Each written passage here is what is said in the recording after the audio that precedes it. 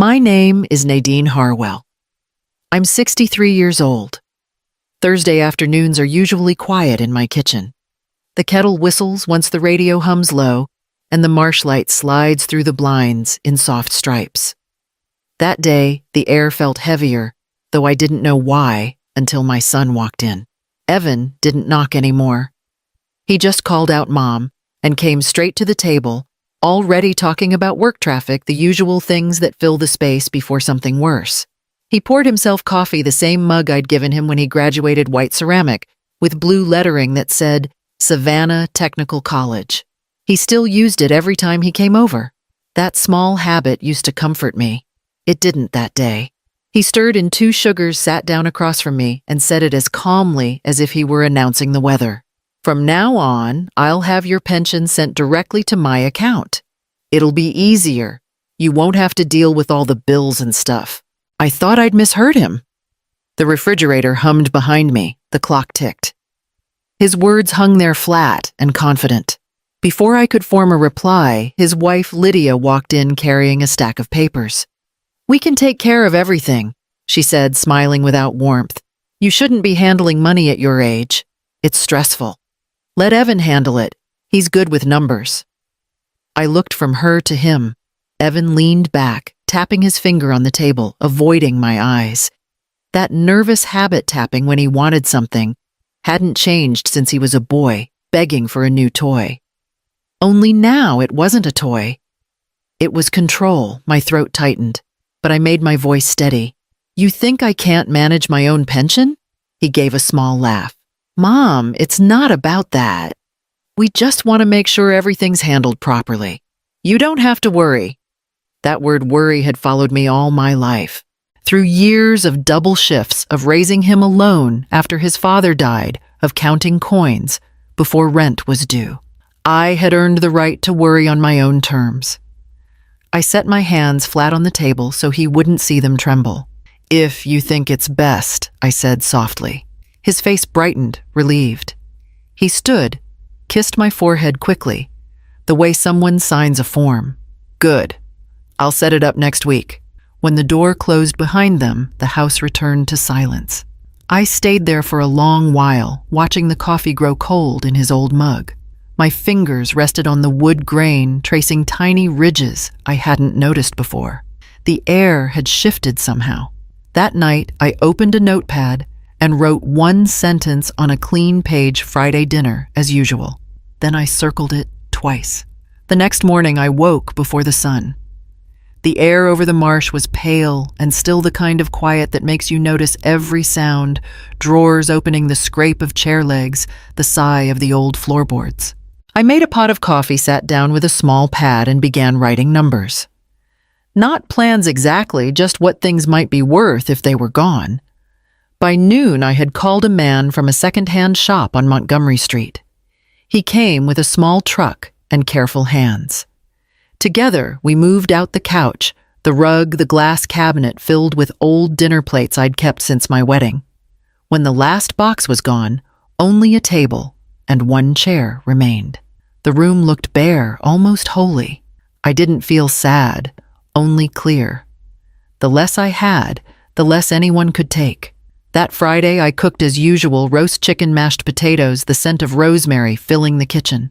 Evan and Lydia arrived right on time. I heard their car door slam, their voices outside, the key turning in the lock.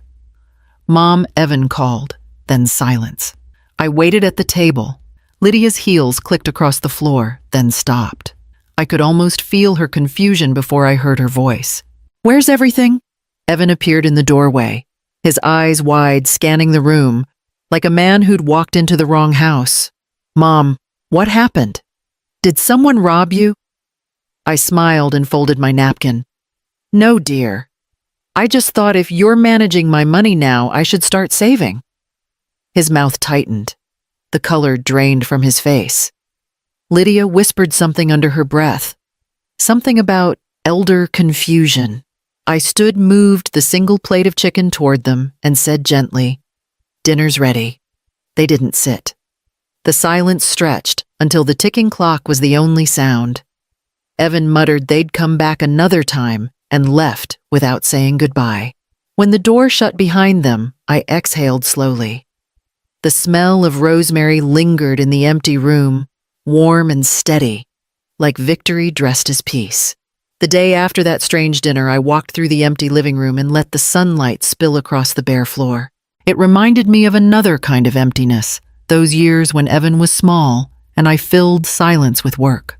Back then, mornings began at the public library on Bull Street. I shelved books, helped children find stories about pirates or dogs, then stayed late to tidy the reading tables before the doors closed. After a quick bus ride home, I would cook dinner, check Evan's homework, and kiss his forehead goodnight. Then when the city lights came on, I'd head out again. At 9 o'clock sharp, I pushed my cleaning cart down the marble hallways of the county courthouse. The smell of disinfectant mixed with the faint perfume of papers and ink. I'd hum under my breath to stay awake old hymns my mother used to sing while washing dishes. By the time I got home, Evan would already be asleep, his school clothes laid out for the next morning. Those years blurred together. Dawn, coffee, bus rides, double shifts. I told myself I was building something solid for him, a foundation strong enough to hold both of us. When his acceptance letter came from a private college in Atlanta, I cried harder than I did at my own wedding. I took a loan, signed papers I barely understood, and sent him off with 2 suitcases and a kiss. He called less after that. Just quick updates, grades, new friends, the occasional thank you text. I told myself it was normal. Children grow, mothers wait. When he graduated, I was still paying off the loans. Then came the wedding. It was beautiful, at least from the back of the room where I sat. Lydia's parents hosted it at a vineyard outside the city, all white tents and champagne. My name wasn't on the program. I smiled through every photo, through every toast that mentioned how Evan had built himself from the ground up. When I got home that night, I hung the dress in my closet and went straight to work the next morning. Bills didn't pause for celebration. Now, standing in the quiet of my stripped-down house, I could see it all clearly, the long pattern of giving, the slow erosion of thanks. I had mistaken constant sacrifice for love, and in doing so had taught my son how easy it was to take. 2 mornings later, I walked to the bank on Abercorn Street. The humidity clung to my skin even that early, thick as worry. I had hardly slept the night before. Something inside me kept whispering that what Evan said wasn't just arrogance, it was preparation. The bank lobby smelled faintly of lemon polish and air conditioning. I almost turned around, afraid of looking foolish, but a young teller with kind eyes called out, "Ma'am, can I help you?" Her name tag read Carmen. I explained I wanted to check my account. Recent deposits, withdrawals, anything unusual. She smiled, patient. "Of course, Ms. Harwell. Do you want a full statement?" Minutes later, she handed me several pages. Rows of dates, numbers, and words lined up neatly like soldiers. At first, nothing stood out. Then halfway down the second page, one line caught my eye. Withdrawal, $1.200, Weston Branch. I hadn't been to that branch. I hadn't withdrawn that money. My stomach tightened as I stared at the numbers. "Could you tell me when that was?" I asked quietly. Carmen clicked her keyboard. 3 months ago. "It was done in person with your card. My cards never left my wallet," I said. My voice shook a little, and she looked up, concern flickering in her eyes. "If you'd like, we can file a dispute," she offered. "It may take some time to investigate." I nodded, thanked her, and left with the papers trembling in my hand. Outside, the morning had turned hot. Cars rolled by in slow motion, and I walked home feeling as if the world around me had tilted slightly off its axis. At the kitchen table, I spread out the statements and stared at them until the ink blurred. That single transaction kept repeating in my head. I reached for the shoebox where I kept my old documents, tax papers, receipts, warranty slips. I hadn't opened it in years. Inside, I found a credit card bill I didn't recognize, different bank, different logo. The balance was over $2,000, the purchases listed at home improvement stores I'd never set foot in. I checked the address on the top corner and felt the air leave my lungs. It was Evan's address. I kept digging, my fingers moving faster now. Near the bottom of the box, folded between old insurance forms, was a utility bill in my name, electric service for a house I didn't live in. His house again. The papers lay scattered across the table, their corners curling in the humid air. It was all there, the proof I hadn't wanted, but somehow expected. Each line of printed ink carried a small betrayal, measured and dated. I sank into the lone chair, the one I'd kept after selling the others, and pressed my palm flat on the documents. For a moment, I couldn't move. The truth was as ordinary as paper and just as sharp. Outside, a storm was building over the marsh. The first low rumble of thunder rolled through the air, steady and distant, like something inevitable drawing closer. By the next morning, the storm had passed, leaving the streets of Savannah washed clean and glistening. I folded the papers into a manila envelope, tied it with string, and caught the first bus downtown. The ride was quiet, the kind where everyone keeps their thoughts to themselves. I sat near the window watching sunlight break through the moss-covered oaks. The office on Whitaker Street was smaller than I expected. No polished marble floors, just a faded carpet, and the faint smell of coffee. The sign on the glass door read, Marcus Levin, Attorney at Law, Elder Rights and Family Estates. He greeted me with a handshake firm enough to remind me I wasn't invisible. Marcus was maybe in his 50s, graying at the temples, with eyes that seemed to notice more than most people said aloud. "Tell me what brings you in," he said. I laid the envelope on his desk. "My son," I began, the words heavier than I meant them to be. "I think he's been using my accounts without my permission." He opened the envelope, pulled out the bank statements and bills, and read in silence. Every few pages he made a small mark with his pen, his brow tightening just slightly. When he finally looked up, his voice was calm, but certain. "Mrs. Harwell, this isn't family help. It's financial abuse." The word abuse hit like a door slamming. I sat back, stunned by how simple he made it sound. He kept talking, practical and clear. "You'll need to close these accounts, open new ones under your name only, and move your pension to a separate bank. I'll help you draft a formal statement in case this escalates. Keep copies of everything, every document, every transaction. Don't sign a single form he gives you." I nodded slowly, trying to take it all in. Shame rose for a moment. How had I let this happen? But Marcus's tone left no space for guilt, only action. He walked me through each step until I could see the path ahead like a line drawn in clean ink. Before I left, he handed me a business card. "You're not alone," he said. That evening, back in my kitchen, I placed the card beside the stack of papers and sat down in the single chair. The room was still bare, but it no longer felt hollow. My hands were shaking from exhaustion, yet for the first time in years they were shaking with purpose. It happened 3 days after my meeting with Marcus. The afternoon light was sharp, the kind that makes every shadow seem heavier. I had just finished sealing a letter to the pension office when the sound of tires crunching on gravel reached the porch. I didn't have to look to know who it was. Evan's voice carried through the screen door before his hand even touched the knob. "Mom, we need to talk right now." I wiped my hands on a towel, walked to the front hall, and opened the door halfway. Lydia stood behind him, arms folded, her face drawn tight. He was holding a manila folder. I recognized the way his jaw clenched. It was the same look he had as a boy when he'd been caught lying. "What's this about?" I asked, keeping my voice calm. He lifted the folder, waving it slightly. "It's just some updated forms. Tax stuff, power of attorney routine. Lydia said we should get your signature today, so your pension isn't delayed." I stayed where I was, the door still half closed between us. "You mean the pension you already tried to move?" Evan froze for a second, then forced a smile.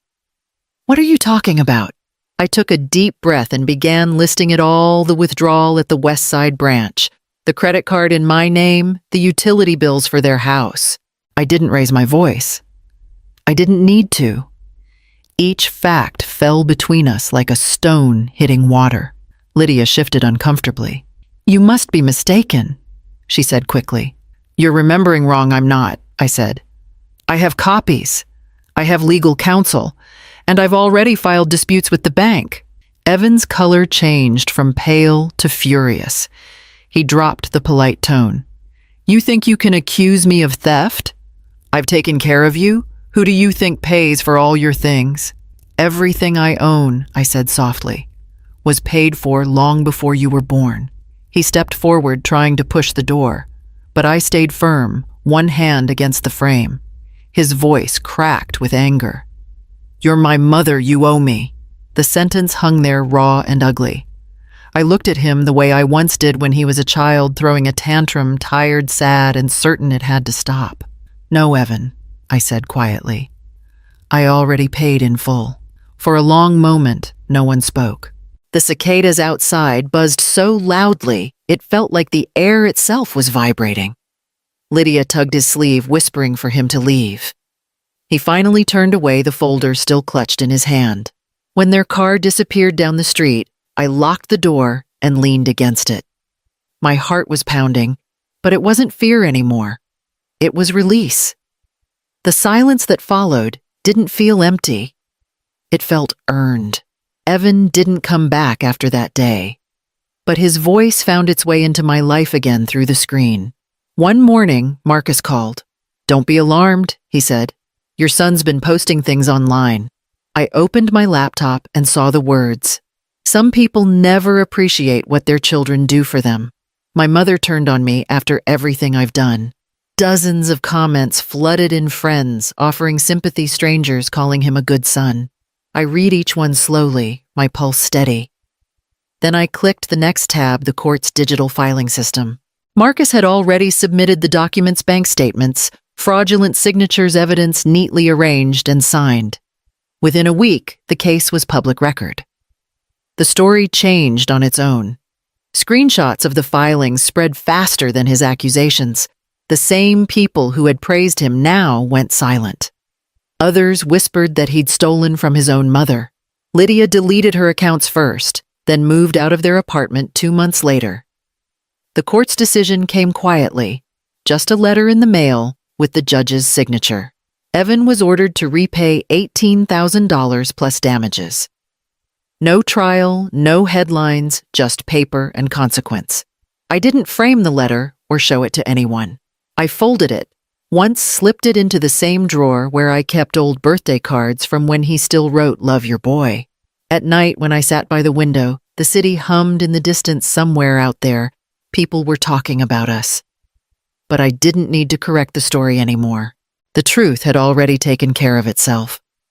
Justice, I realized, didn't always shout. Sometimes it arrived like dusk, slow shore and impossible to stop. The cottage sat at the edge of Tybee Island, where the air smelled faintly of salt and sun-warmed pine. It wasn't much: 2 rooms, a porch, and a strip of sand that caught the first light of morning, but it felt like breathing again after years underwater. I unpacked slowly, 1 box at a time. In the small garden out back, I planted 3 rose cuttings I'd saved from the old house, the ones my husband had tended before he passed. The soil was loose and kind, and when the breeze moved through, I almost heard his voice in it. A week later, Marcus stopped by. He carried a paper bag that smelled of sugar and butter. "Peach tarts," he said, setting them on the table. "From the farmer's market. You look different, calmer." I laughed softly. "You told me once to protect my assets. Turns out peace is the most valuable one." He smiled, leaning on the porch railing as the waves whispered beyond the dunes. "You're the calmest client I've ever had." "It's easier now," I said. "Once you stop trying to fix what isn't broken me." He nodded, as if that answer belonged to both of us. When he left, the sun was sinking low, brushing the horizon in pink and gold. I sat by the window with a cup of tea, the roses just visible through the glass. For the first time in years, I didn't feel small. I simply felt whole. The mail arrived late that afternoon, the way it often did on the island, lazy, unhurried, carried by sea air. I sifted through the envelopes without much thought. A utility bill, a postcard from a neighbor traveling in Savannah, and one plain white envelope with handwriting I knew as well as my own. Evans. The letters of his name were still deliberate, still slightly tilted to the right.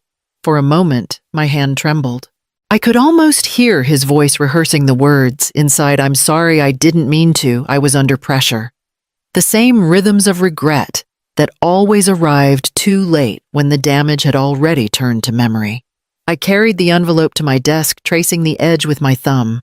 Then, without opening it, I placed it in the top drawer beside a bundle of old photographs and the folded court letter. Some stories didn't need revisiting. Some doors once closed stayed that way out of mercy, not anger. Outside, the tide had begun to rise, whispering against the rocks. I stepped onto the porch, lantern in hand, and struck a match. The flame caught easily, steady against the wind. For years, I'd left lights on for others, waiting for a son to visit, for footsteps to return, for the sound of keys in the lock. Now the light was only for me. I watched the horizon blur as dusk settled over the island and said softly, "I spent 60 years being someone's mother. Now I'm finally mine." The lantern glowed as the water climbed higher, the world wrapped in quiet silver. And for the first time, I didn't wait for anyone to come home. I already was. Outline, protagonist, Nadine Harwell, 63, retired librarian in Savannah, Georgia. Tone, realistic, intimate, emotionally restrained Southern storytelling. Focus, the shocking moment. Evan visits on a Thursday, casually announces he'll redirect her pension to his account so she won't have to worry. His wife nods with that polite cruelty only money can teach. Nadine sits still, feeling her pulse in her fingertips. She agrees softly, but watches him, memorizing the tone, the ease of control. Emotional purpose. The wound opens quietly. The reader feels disbelief and tension. Hook-end question. When your own child speaks like a banker, not a son, what part of you finally breaks? Focus. Her first quiet test. She sells her living room furniture, keeps only a chair and table. When Evan and his wife come for dinner, they're stunned. Nadine smiles and says, "If you're managing my money, I thought I'd start saving." His face hardens. The wife mutters about elder confusion. Emotional purpose. First act of rebellion. Introduces the calm, strategic mother. Hook-end question. If silence can humiliate the selfish, is that cruelty or justice? Focus. Flashbacks to her sacrifices. Double shifts at the library and night cleaning jobs. Single motherhood. Paying for Evan's private college.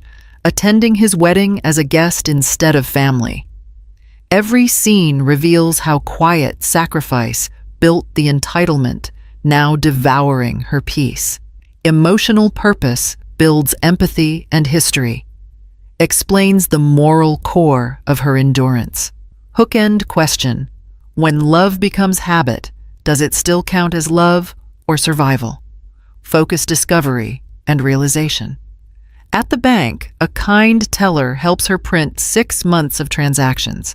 She spots a $1 or $200 withdrawal she never made. Later, she finds a credit card she never opened and a utility bill in her name at her son's address. The betrayal becomes visible ink on paper. Emotional purpose. Suspense and validation. Fear turns to clarity. Hook-end question. What do you do when the proof of betrayal fits neatly in your own hands? Focus. Naming the crime. Nadine visits Marcus Levin, an elder law attorney. He reviews the papers and says bluntly, "This isn't family help, it's financial abuse." He guides her to close accounts, move her pension, and document everything. That night, she sits in her empty kitchen, exhausted, but no longer afraid. Emotional purpose. Knowledge replaces shame. Power begins quietly. Hook-end question. Once you learn your rights, can you ever go back to being silent? Focus, emotional, and moral climax. Evan and his wife storm in, demanding she sign updated forms. She opens the door halfway, stands in the frame, never inviting them in. She lists the dates, the stolen card, the false bills. His denial collapses into rage. "You're my mother, you owe me," he shouts. Nadine replies, "I already paid in full." Emotional purpose. Release and catharsis. Voice of moral authority. Hook-end question. When the child you raised becomes your enemy, can truth still sound like love? Focus, exposure, and justice. He posts online about his toxic mother seeking sympathy. But once the lawsuit becomes public record, his lies unravel. The court orders repayment of $18,000 plus damages. Neighbors whisper. His wife leaves. Emotional purpose, justice lands softly, but deeply. Truth speaks without her needing to shout. Hook-end question. When the world finally sees the truth, why does silence feel louder than applause? Focus, renewal. She moves to a coastal cottage near Tybee Island, replants her late husband's rose cuttings.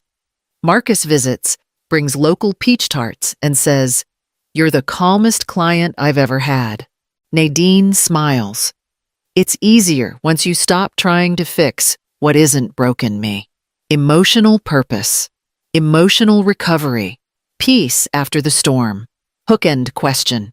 When you stop carrying guilt, what do your hands finally have room to hold? Focus, closure, and legacy.